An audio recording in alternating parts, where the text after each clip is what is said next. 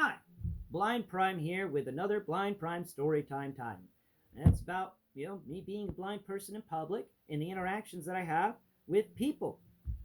Because people just can't seem to put two and two together that I'm blind. You don't look blind. Well, I don't look blind to me either. Of course, I don't look very often to anything. So the story takes place in a Publix in Gainesville, Florida. Right across the street, cattywampus, if you will, from the University of Florida. Tangent. Diagonal's tangent, right? Yeah, it's tangent to the University of Florida. Diagonally across the street from them. Anyway, thing about this Publix is it's so close to that university.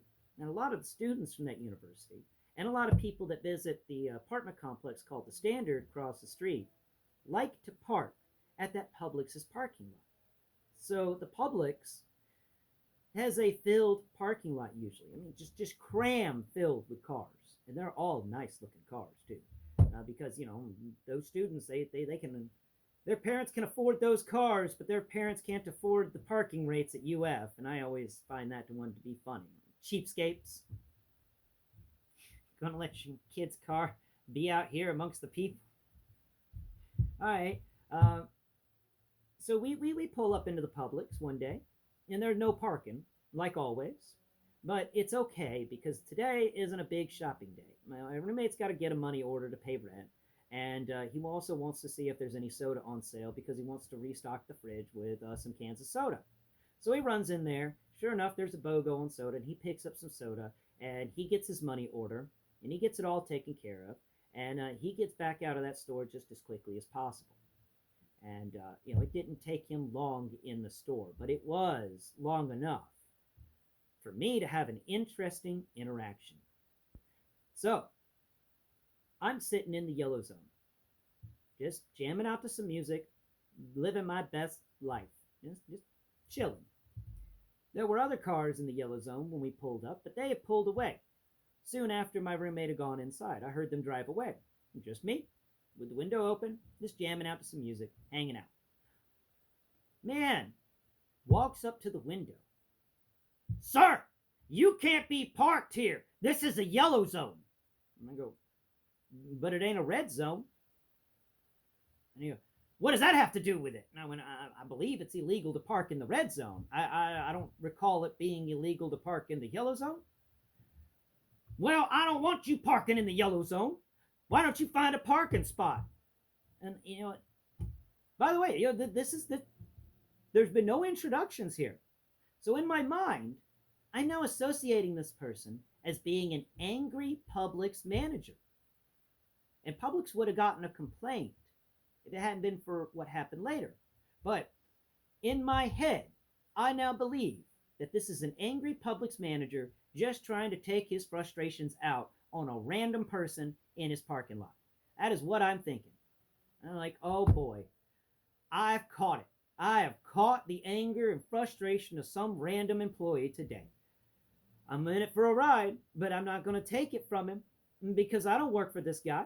He's not my manager. I don't care what he thinks of me. I mean, he could try and ban me from the store, but good luck because I'm blind. I will tell the newspaper, and we will have fun. It will be all over social media. Blind man gets banned from grocery store. So that was going through my head. And I replied to him, well, sir, if you did something about all these students parking here instead of parking where they need to be parking on UF campus or over there across the street at the Standard, then there would actually be parking places for me and my roommate to park in, and we wouldn't need to park in the yellow zone. We would have our own parking spot. Maybe you should do something about that. And he goes, do something about that. That ain't my job. I'm like, I don't see how it ain't your job. That is exactly your job, sir. You're supposed to manage this building and the parking lot. And he's like, that ain't my job at all. My job is to make sure you're not parking in the yellow zone. I thought your job was to make sure I didn't park in the red zone. And he goes, you're not parked in the red zone. I went, exactly. We're parked in the yellow zone. The yellow zone's a good zone. It's been a good zone my entire life. Why are you giving me flack about this? Why don't you do something about those stupid students and all these parking spots? We wouldn't be parked here in this yellow zone if we could park in a parking spot for the students. He's like, that ain't my job. And I went, I don't know how that isn't your job. Because at this moment, I'm just confused. I'm like, that is exactly your job. Hang up a tow-away sign, man. And he goes, a tow-away sign? Why would I hang up a tow-away sign? I went to get all these students out of here. Tell them they tow away if they're not a customer. Do something like that. And that's about the time my roommate leaves the grocery store. And he comes running out of the grocery store.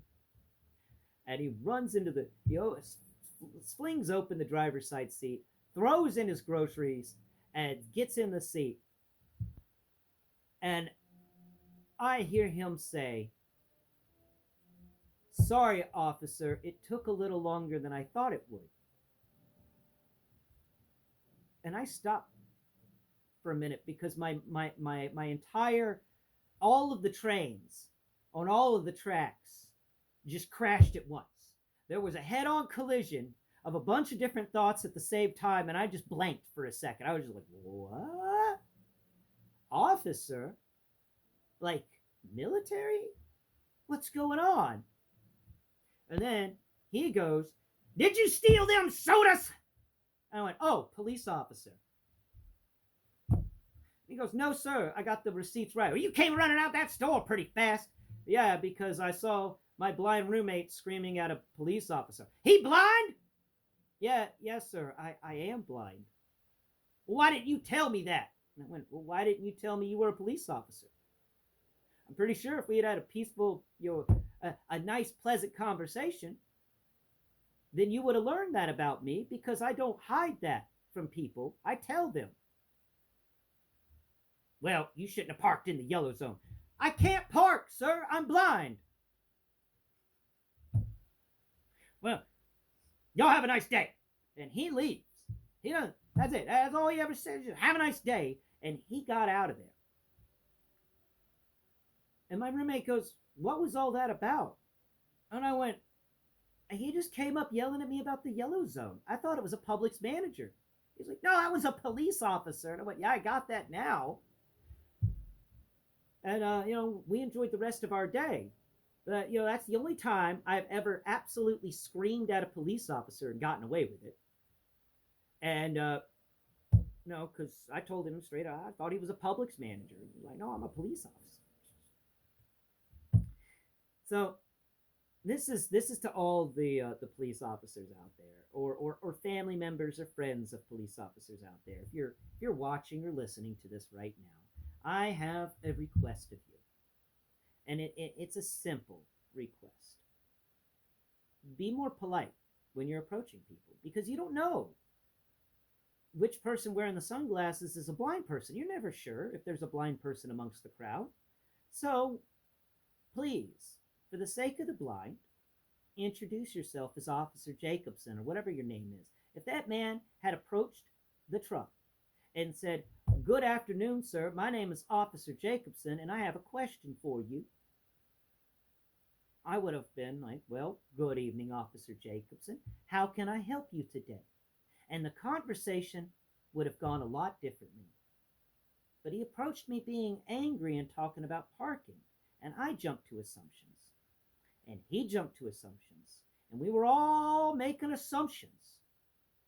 And if it wasn't for my roommate coming in and clearing the air, that could have gotten really bad, because it was amping up. Because he was assuming, and I was assuming. And neither of us was assuming the correct thing. Both of us were assuming bad things. And it was starting to get, starting to heat up. So, to stop that from happening, to defuse those things, it's important to defuse those things. And a good way to do it is to be polite and introduce yourself, because then you initiate a different type of conversation. It goes from a person demanding another person to do something to a friend, Officer Jacobson, asking politely, can they do something? And then they politely explaining why they can or they can't do it. It would have been a better interaction, that's for sure. And I did call in a complaint to the local, GPD that day, and telling them this story that I just told you. I heard about the after effects of that story years later, and that's going to be another story for another time. But please, that is something I want you to really think about. Remember, how you approach people is very important on how those people approach you. If you give them, aggression, they're most likely going to give you aggression back.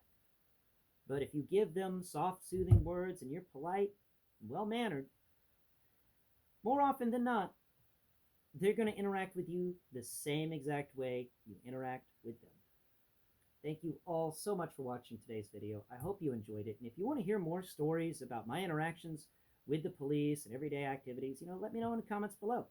I love hearing from all of you, my fans. Till next Pride, bye-bye for now.